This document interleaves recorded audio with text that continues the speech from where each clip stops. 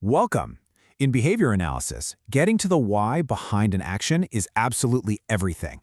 Today, we're going to break down a critical distinction that helps us do just that, the difference between automatic and socially mediated contingencies.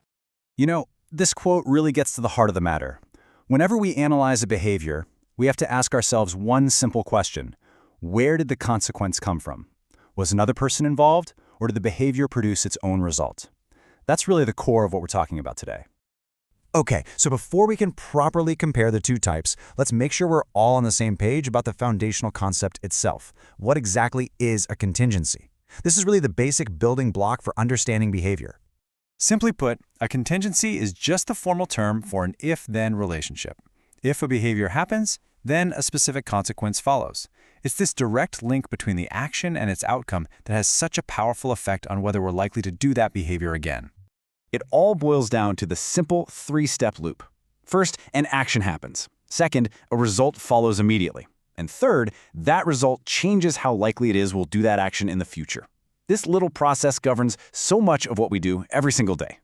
All right, let's dive into our first category, automatic contingencies. And as the name suggests, the consequence here happens, well, automatically. No one else needs to be involved.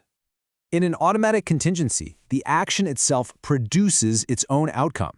You can think of it like there's no middleman. The behavior and its consequence are directly and naturally linked.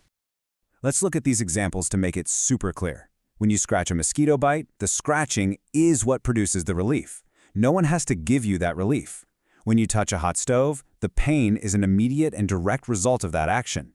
In every case here, the outcome is a natural product of the behavior. And of course, these automatic consequences can work in two different directions.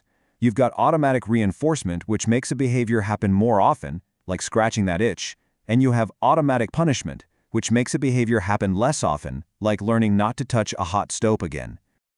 So here's a really simple trick to remember this one. Just ask yourself, did anyone else have to do anything for that consequence to occur? If the answer is no, if nobody else had to lift a finger, then you know it's an automatic contingency. Now, let's switch gears and look at our second category. This is where things get a bit more social. The consequence here doesn't just happen on its own, it's delivered by someone else. For a socially mediated contingency, the key ingredient is another person. They're the one who mediates or delivers the consequence. So now there's someone standing between the behavior and its ultimate outcome. The pattern here is pretty clear, right? A teacher's praise, a parent's scolding, receiving a toy, losing recess. In every single one of these situations, the consequence is delivered by another person in response to the behavior. It wouldn't happen without them. And just like we saw with automatic contingencies, this can either increase or decrease behavior. Socially mediated reinforcement makes a behavior more likely, like getting candy from a parent. And socially mediated punishment makes it less likely, like getting a scolding from a teacher. The big difference is who's pulling the levers. And here is the perfect counterpart to our last tip. If someone else had to act, speak, or intervene in any way to provide the consequence, then you know you're dealing with a socially mediated contingency. It's really that simple. Okay, now that we define both types, let's use a really simple analogy to lock in the difference: the vending machine versus the cafe. Think about it. A vending machine is perfectly automatic. You perform the behavior, pressing the button, and the consequence, the chips falling out, happens directly. There's no person involved in that exchange. But at a cafe, you perform a behavior, asking for a latte, and then another person, the barista, has to act to deliver your consequence. It's a socially mediated transaction. So here's a quick mental checklist you can use anytime. First, just ask, did another person deliver the consequence? If yes, it's socially mediated. If no, you can follow up with, did the behavior itself produce the consequence? Could it have happened if no one else was in the room? If yes, then it's automatic. Now, understanding this distinction is fundamental. But, as you can probably guess, the real world is a little more complex. It's not always so perfectly black and white, so let's touch on a couple of key nuances. It's really important to remember that the function of a behavior isn't always fixed. Sometimes a single behavior might be influenced by both types of contingencies, and very often the function can actually shift from one type to the other over time. Here's a great example of that shift in action. A child might start humming because their parent praises them for it. That's socially mediated reinforcement.